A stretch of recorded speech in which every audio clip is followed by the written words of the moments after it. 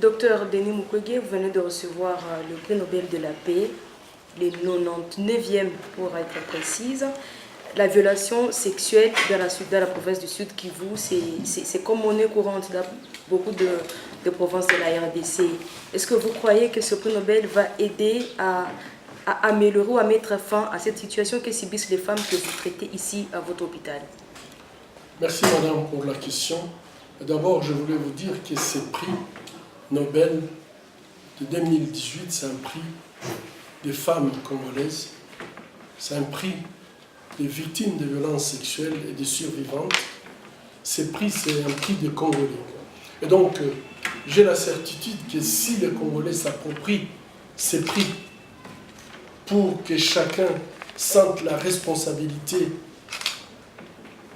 de créer des conditions pour avoir la paix en République démocratique du Congo, nous pouvons considérer que le problème du viol va être derrière nous. Il ne faut pas ignorer que le viol que nous avons vu dans le Sud Kivu, dans l'Ituri, dans le Nord Katanga, ces viols sont des viols liés au conflit armé. Et que la meilleure façon de commencer à combattre ces fléaux, c'est se battre pour avoir la paix. Et cette paix ne peut se construire que par l'engagement de chaque Congolais. Que chaque Congolais se pose la question, moi personnellement, qu'est-ce que je fais pour qu'il y ait une paix durable dans ma région, dans ma province, dans ma collectivité, dans ma communauté et dans mon pays. Et donc je crois sincèrement que ce prix Nobel qui nous a été octroyé au Congo,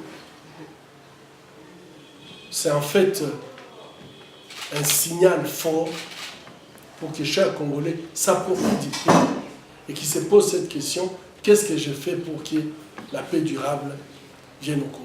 Et s'il y a la paix, donc je crois qu'il n'y aura pas ce que nous connaissons. Nous allons continuer à soigner les conséquences, mais au moins on ne produit plus d'autres victimes. Récemment, il y a eu un procès contre les violeurs de femmes et des enfants ici à Kavumu. Il y a eu même un député avec sa bande qui ont été condamnés. Est-ce que pour vous, c'est un signal fort pour dire que le gouvernement congolais, alors le Congo est en train d'aller vers l'abolition peut-être de cette violence faite à la femme? C'est un signe qui montre très bien que nous avons la capacité de se battre contre l'impunité. Et à mon avis, il faut apprécier ces jugements à sa juste valeur.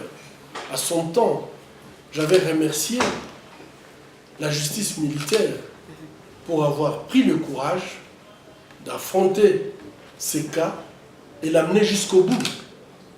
Et je crois qu'ils ont montré l'exemple que nous avons des juges militaires capables, professionnels, et qui peuvent conduire des investigations correctement et conduire un procès de façon équitable. C'est un signe d'encouragement. Je pense que nous les avons encouragés. Nous voulons voir d'autres procès semblables pour que finalement, en République démocratique du Congo, nous puissions dire qu'il n'y a plus d'impunité. Ce n'est pas la première fois que vous êtes nominé. Il y a 5 autres prix ou 4 avant celui-ci et vous n'avez toujours pas été d'accord avec la façon de voir les choses du gouvernement congolais. Est-ce que vous ne croyez pas que ces prix vous éloignent davantage de ce gouvernement congolais qui semble voir les choses d'une autre manière? J'avais dit que ces prix, c'est pour tous les Congolais, y compris le gouvernement congolais. Et donc mon espoir est qu'on puisse tous se mettre autour d'une table et pouvoir parler de la paix, pouvoir se poser la question, qu'est-ce que nous faisons? Ça fait 22 ans que moi j'ai vu la première victime. Il ne faut pas oublier que la guerre avait commencé dans mon hôpital, et c'était le 6 octobre, comme aujourd'hui, que l'hôpital de l'Emera que j'ai dirigé,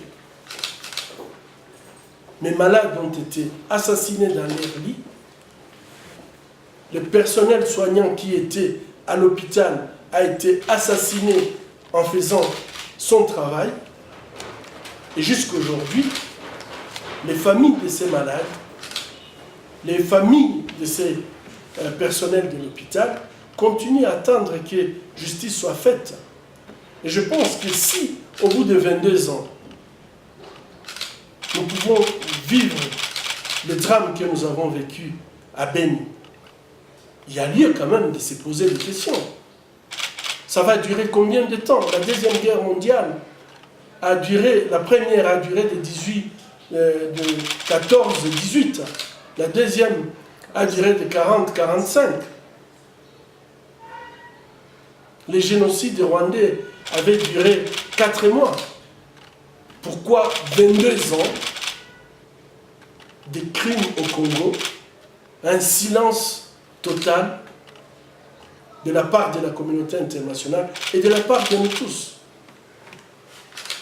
Que les Congolais puissent considérer la mort de leurs frères comme des crimes normaux, nous les enterrons et nous oublions. Je l'ai dit tantôt, nous ne pouvons pas construire la paix sur de fausses communes. Nous ne pouvons pas construire la paix sans pouvoir se parler ouvertement, en se regardant les yeux dans les yeux, et pouvoir demander pardon, se réconcilier et construire une paix durable. Le contraire sera d'essayer de cacher la vérité, mais cacher la vérité, c'est construire la haine. Et la haine détruit aussi bien le bourreau que la victime. Et ce n'est pas la voie qu'il faut. La voie qu'il nous faut, c'est la voie de la paix.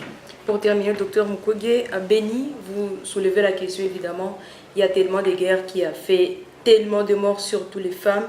Qu'est-ce que vous pouvez avoir comme message, vous, comme on le dit, réparateur de femmes, à ces femmes qui souffrent dans le silence et que personne ne vient peut-être à leur secours? Aujourd'hui, je profite encore de l'occasion pour présenter les condoléances aux familles de Beni qui vivent un drame où peut-être nous nous sentons incapables. Et aujourd'hui, je crois que nos pleurs, nos dénonciations ne suffisent plus. Il faut absolument des actions concrètes pour arrêter ce qui est en train de se passer à Beni. Mais qui se passe aussi sur tous les territoires. On se réveille toujours le matin avec des communiqués nécrologiques pour des frères qui ont été assassinés sans raison. Je crois qu'on ne peut pas continuer avec cette culture de violence. Il faut beaucoup plus créer la culture de paix. Et à Beni, ce que je vais dire, ça nous fait tous mal, mais je crois aussi la capacité de changer ce qui se passe à Beni, ce qui se passe en République démocratique du Congo, est bien dans les mains des Congolais. Nous avons tous et chacun la responsabilité de changer ce qui se passe dans notre pays. Merci beaucoup, docteur. C'est moi qui vous remercie, madame.